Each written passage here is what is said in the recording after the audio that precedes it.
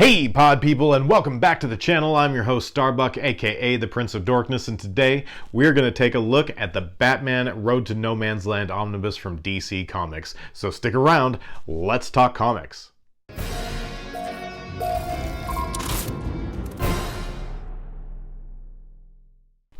Welcome back to the channel, Podheads. If you're new here, make sure you go ahead and hit that subscribe button down below. Give me a thumbs up and ring that bell for notifications.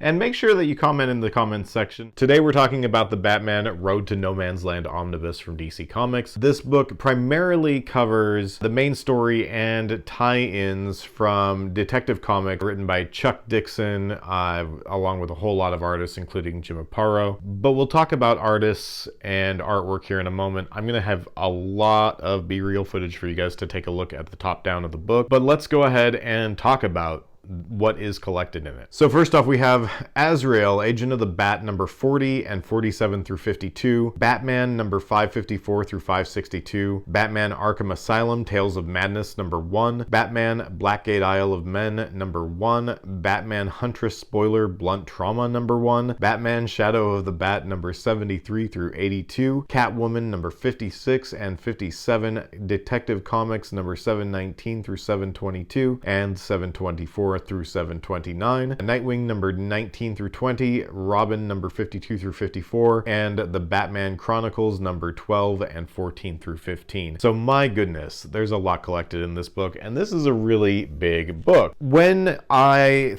think of Road to No Man's Land, having not read this before this reading, so this is definitely a new reader coming in, familiar with the basic Batman mythos and the legacy characters, but some stuff, you know, like before New 52, what I'd read of Batman primarily consisted of the time during the storyline of War Games. So some of the characters I wasn't super familiar with, but the overall essence of the book was absolutely clear. So if you are a new reader and this is where you're considering starting with a Batman story, I think it works fine. You'll recognize all of the faces that you've seen from films and perhaps the few books you've read and that kind of thing, and they do a pretty good job of giving you just enough backstory for everyone that you have a pretty good understanding of their life and their lifestyle and that kind of thing without having to spend a whole lot of time and a lot of issues reading much backstory. So as a new reader, yeah, it's a great place to start. I really think it would be a good spot for anyone. That being said,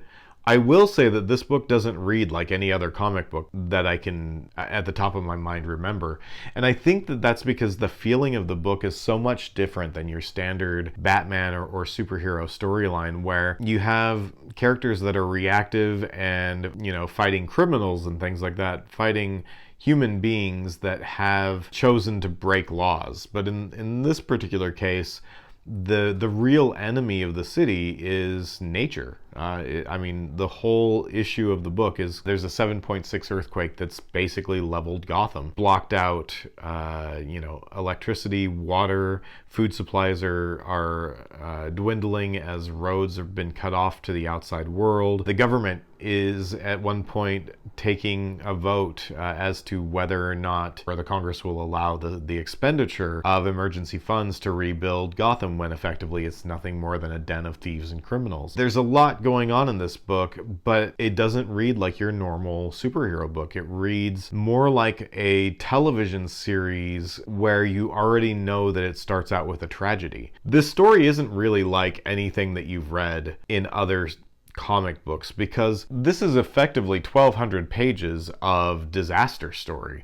I mean, obviously some bad guys fight good guys and that kind of thing because it's a comic book, but I mean, the bulk of the drama in here is the human drama that's taking its toll on our characters due to a natural disaster, something that they have no control over and no capability of really fighting. At one point in the book, somebody does try to claim responsibility for the earthquake, but I mean, you can kind of imagine how that works.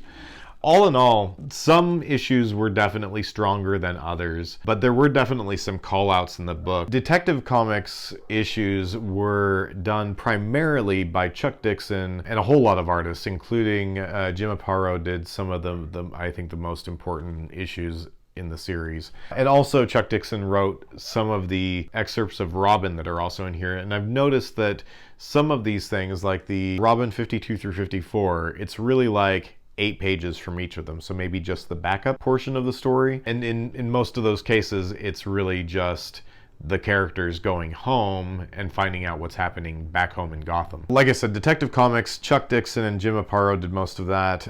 The Batman Shadow of the Bat, I have to say the Shadow of the Bat issues were really the high point for me, mostly because of Mark Buckingham's artwork in the book. I am only familiar from Mark Buckingham's work on Fables, so had no idea that I was going to get to see some of his artwork in this book. And one of the things that I really like about his take on Batman is the kind of, he does the cowl and cape that comes down to the ground but has like kind of crazy little Sam Keith, you know, shaped tails on the cape, almost as though the cape has a mind of its own, very much like a Spawn cape or something along those lines.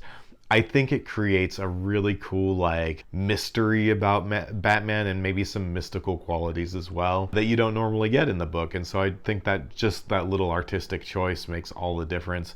And Mark Buckingham's artwork on the Shadow of the Bat was just fabulous. So just another reason to check this out if you haven't already. On the regular Batman book, we had Doug Moench, or Moench, I'm not quite sure how to pronounce it, working with Klaus Janson and Sal Buscema. Klaus Janson, I'm really only familiar with this for his work on the Frank Miller run of Daredevil, which was one of my favorites. I absolutely loved the artwork in that, and I really liked the Klaus Janson pencils in the main adjectiveless Batman title in here. Azrael, there were several issues of Azrael as well. That was done by Dennis O'Neil, Roger Robinson, James Pascoe, and then a couple of issues of Catwoman done by Devin Grayson and Jim Ballant. Overall, there were not any particularly weak points in this book. All of the issues I thought were at least good.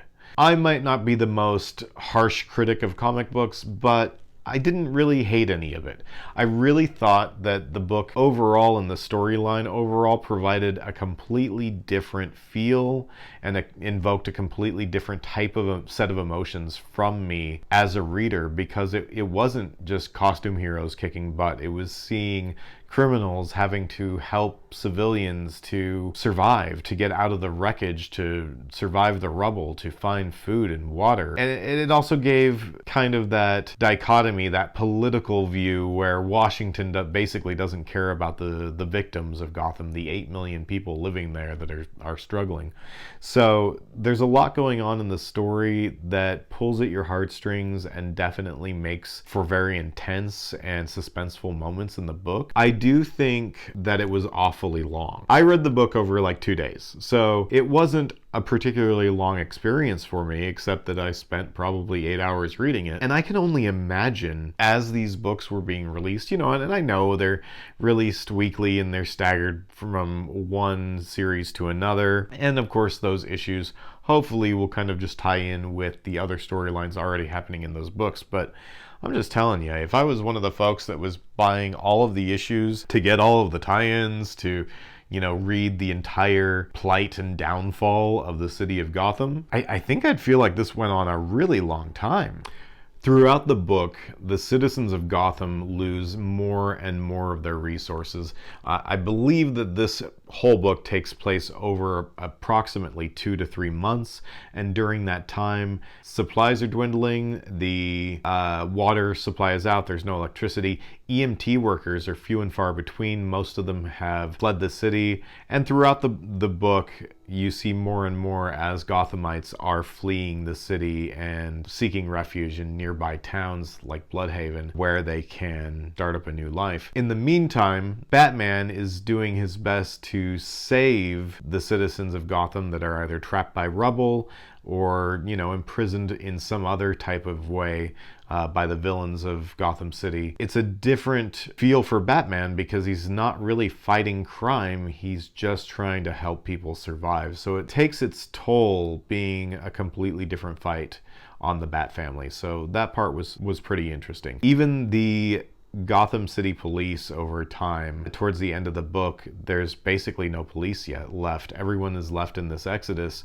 and even Jim Gordon is applying in a small town sheriff's department trying to get a job, only to find out that they mocked him after he left because he was the police commissioner that lost Gotham. So it's definitely a story full of down notes, but much like many Batman and detective stories and just Gotham stories in general, we always know that it's always darkest right before the light. So I can't wait to see what's coming forward in the No Man's Land Omnibus Volume 1, which I'll start reading soon and do a review for you. And then we've got Volume 2 on the horizon. So let's stick around and keep reading some No Man's Land. Overall, though, I would say that the book is 2 thumbs up. It definitely does a very good job of setting up the feeling moving forward into the No Man's Land Omnibus, as I can only imagine how much worse things get as the citizens lose control of Gotham and it starts falling into the hands of,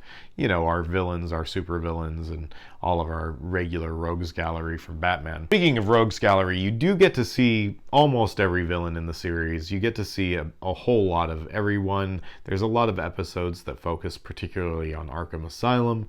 You get to see what can only assume are the final days of Dr. Arkham during this time. It was a good book.